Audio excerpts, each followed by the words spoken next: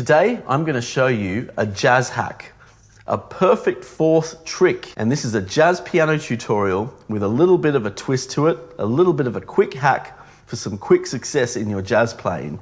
And you know, it's been a while since I've shown you a video with a couple of quick tricks to quickly improve your playing. We've been focusing on a lot of very detailed stuff recently, and I thought, well, why not have a quick win today? And this is such a fun, irresistible trick for jazz piano, and it also can be used as a serious practice routine as well as being a quick fix to really help transform your jazz voicings and playing without there being too unnecessary amounts of excess theory to confuse you. So you'll often hear this sound with a lot of great jazz players. You'll hear this.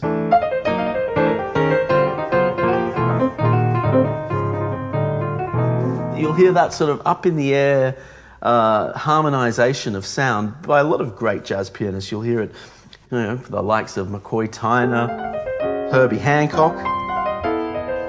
What is it exactly that I'm doing right now? The great news is this is a little jazz hack that really will make it sound like you know what you're doing. And it's a very simple trick regarding perfect fourth intervals. So what we really need to do is we really need to understand what a perfect fourth interval is and how to find it on the piano effectively.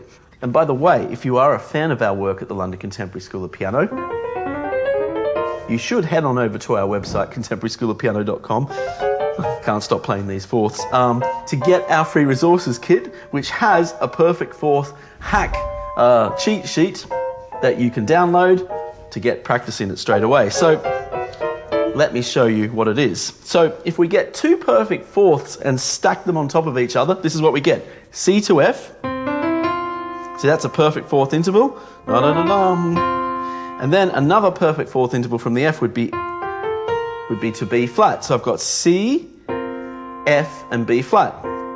Two perfect fourth intervals stacked on each other. So let's practice this going up in semitones. That's the challenge here. We want to practice going up in semitones so we can learn it in every single shape on the piano. So we got, let us do it together. C, F, B flat.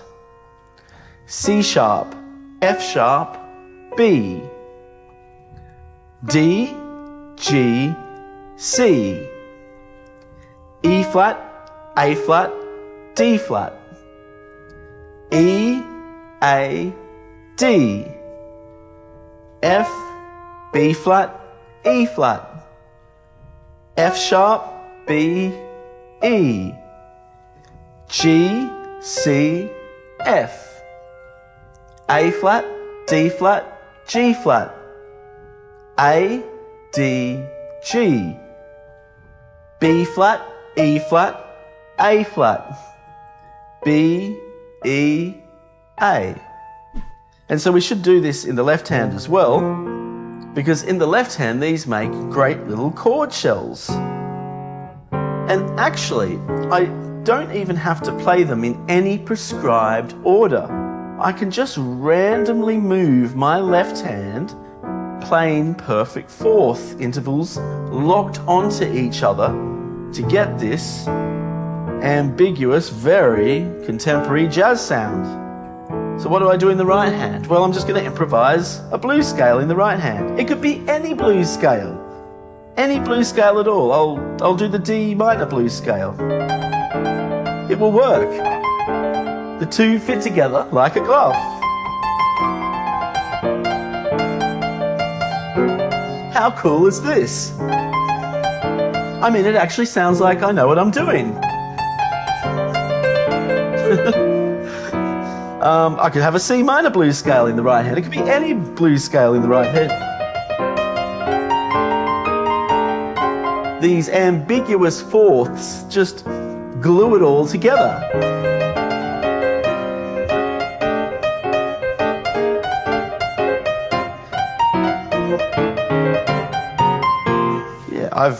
I've heard many solos that do that sort of thing on all sorts of records, and that's the trick that's going on here. Now, really excitingly, we can also use this to generate riffs in the right hand. So it's not just for chord shells. So let's go back to what we were doing in the right hand there. I can break these up, moving up the piano to create all these sort of interesting sequences like this.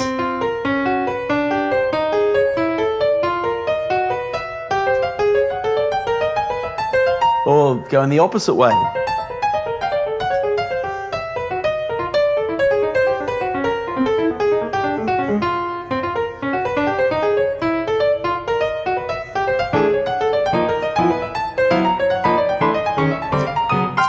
We're deep in the world of esoteric jazz right now, but these are some really nice combinations, and after a while that might start to sound a bit abstract, so let's now put it into a context. So I might be playing just a simple blues, but I just want to escape the monotony of just the blues scale. I want to move out of that. So I add some of those fourth intervals. And I just want to balance that nicely with the blues scale.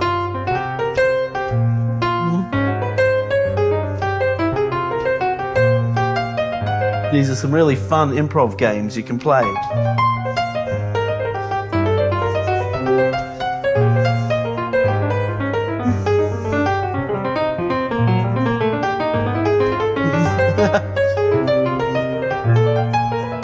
I mean, it makes me laugh every single time. There's such a simple thing, but it's what actually creates all of these sophisticated quartal harmonies.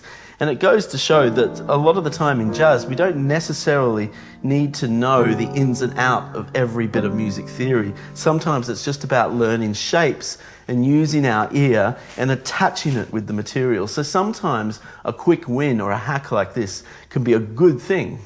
You don't want to have too many hacks. You want to have substance to your learning, but at the same time, you do need some quick wins, and there's a quick win right in front of you. So I'm now going to try and be a little bit more, just to finish off today's tutorial, a little bit more sophisticated with this, and I'm going to put this into a minor blues pattern. I'm going to go nice and slowly, and I'm going to try and just balance the blues scale with the fourth intervals, and let's see how we go. And don't forget to get our free resources kit from our website, contemporaryschoolofpiano.com. And if you are really interested in developing your jazz playing to the next level, we have a comprehensive jazz course, 30-day jazz musician, and at the moment we have a really rare flash sale going on with the course where it has been reduced substantially in price from £350 to only £95 for the entire course. And it is a limited time, this flash sale.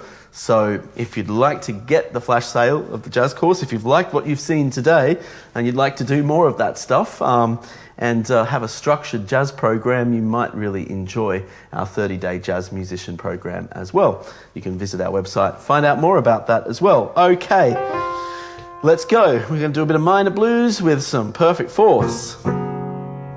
Let's go for it. 1, 2, 3, 4.